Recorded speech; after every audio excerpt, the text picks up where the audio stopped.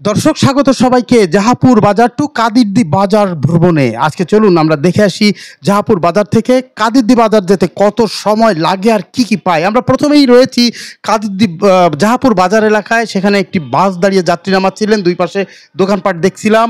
এবার বাজারের প্রায় শেষ অংশে আমরা চলে এসেছি।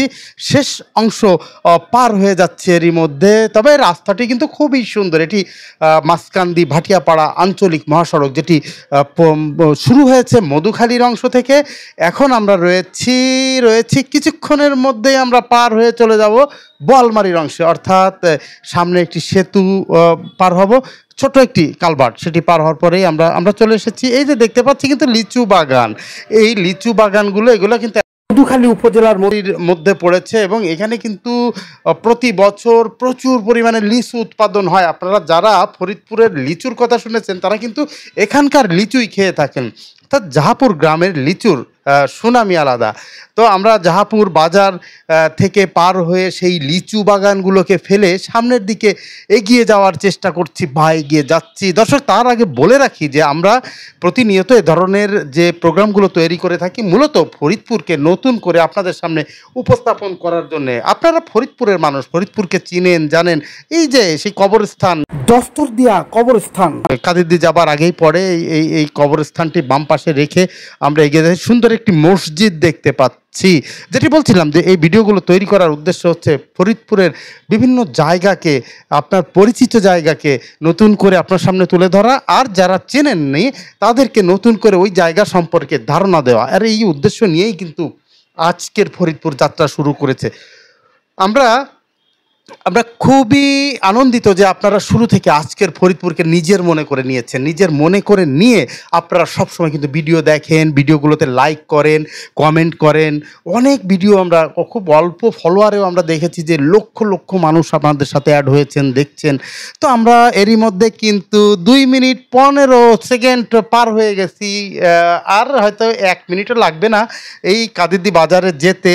তবে সড়কটি কিন্তু খুবই চমৎকার। আপনি দেখুন যে দুই পাশে গাছপালার মাঝখান দিয়ে যেভাবে যাচ্ছি মনে হচ্ছে যেন বান্দরবানের কোনো পাহাড়ের মধ্যে দিয়ে আমরা চলছি। যাই হোক, এই যে একটি চমৎকার একটি বট গাছ, এই যে বট গাছটি দেখছেন, আমরা কিন্তু বোয়ালমারীর মধ্যে চলে এসেছি। দুঃখিত, কোনো সেতু নেই, আমরা বোয়ালমারীর মধ্যে চলে এসেছি এই কিছু সময় আগে, মানে কয়েক সেকেন্ড আগে আমরা বোয়ালমারীর মধ্যে চলে এসেছি। এবং এই যে সামনে কাদিরদি বাজার, আর কিছু সময়ের মধ্যে কাদিরদি বাজারের শুরুতেই আমরা দেখছি যে সোয়ামিল, তারপরে এখানে একটি মাদ্রাসা আছে চমৎকার, এই যে অনেক বড় মাদ্রাসা, অর্থাৎ এখানে কিন্তু অনেক ছাত্রছাত্রী পড়ালেখা করে। আর মাদ্রাসাটি পার হয়ে বাজারেই প্রবেশ করছি। এই যে বাজারের প্রথম অংশ বা শুরুর অংশ একটি শিক্ষা প্রতিষ্ঠান, অর্থাৎ একটি হাই স্কুল।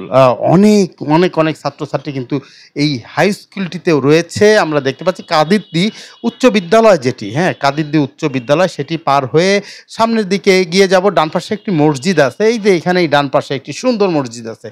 আর ট্রাক থাকার কারণে হয়তো মসজিদটা আমরা দেখতে পারলাম না। তো বাজারের যে দোকানপাটগুলো সেগুলো দেখছি। আমরা সামনের দিকে এগিয়ে যাচ্ছি।